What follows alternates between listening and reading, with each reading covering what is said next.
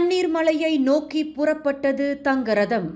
சதுர்த்தி திதியும் பூச நட்சத்திரமும் கூடிய நன்னாளான தைப்பூச திருநாளையொட்டி பினாங்கு தைப்பூச விழா களை கட்டியது. முருகனின் திருவருளையும் அகிலாண்ட கோடி பிரம்மாண்ட நாயகனுமான கந்தப்பெருமானின் கீர்த்தியையும் தாங்கிய தங்கரதம் பினாங்கு குயின் ஸ்ட்ரீட்டில் உள்ள ஸ்ரீ மகாமாரியம்மன் கோவிலில் இருந்து இன்று காலை 6 மணிக்கு தண்ணீர்மலை அருள்மிகு ஸ்ரீ பாலதண்டாயுதபாணி ஆலயத்தை நோக்கி புறப்பட்டது.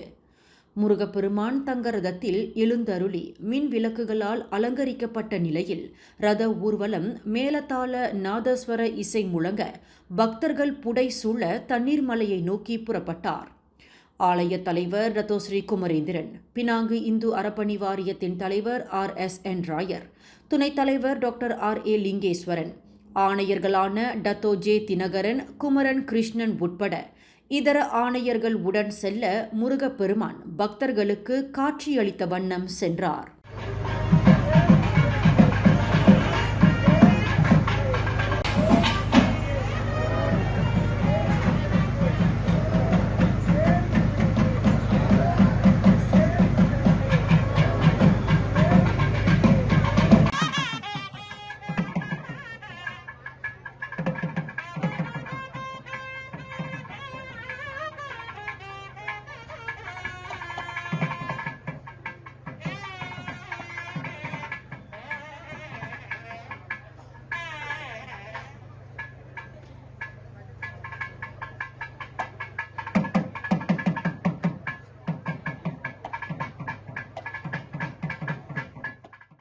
பக்தர்கள் பால்குடம் ஏந்திய வண்ணம் தங்கரதத்துடன் செல்ல முருகப்பெருமானின் உற்சவத்தை சிறக்க வைக்க கோலாட்டம், மயிலாட்டம், உரிமை மேளம் என பன்னிசை அருள் மிகுந்த காட்சி பரவசத்தில் ஆழ்த்தியது.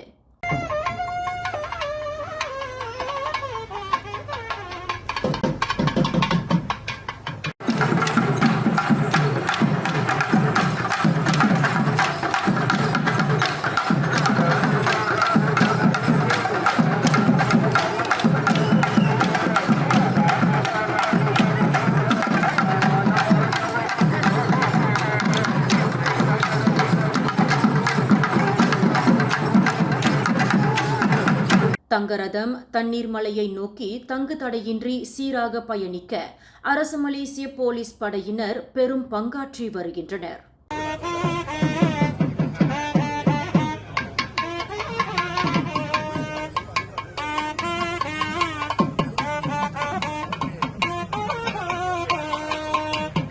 முருகப்பெருமானின் திருவருளை பெறுவதற்கு வழிநெடுகிலும் பக்தர்கள் கந்தனின் வருகைக்காக காத்திருந்த காட்சி பினாங்கின் தைப்பூச விழாவிற்கு மெருகேற்றியது.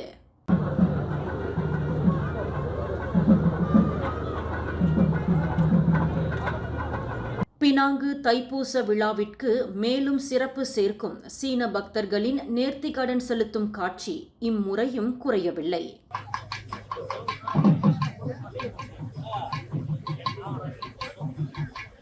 தங்கரதம் பக்தர்களுக்கு காட்சியளித்த வண்ணம் இரவுக்குள் தண்ணீர் மலையை சென்றடையும் என்று எதிர்பார்க்கப்படுகிறது.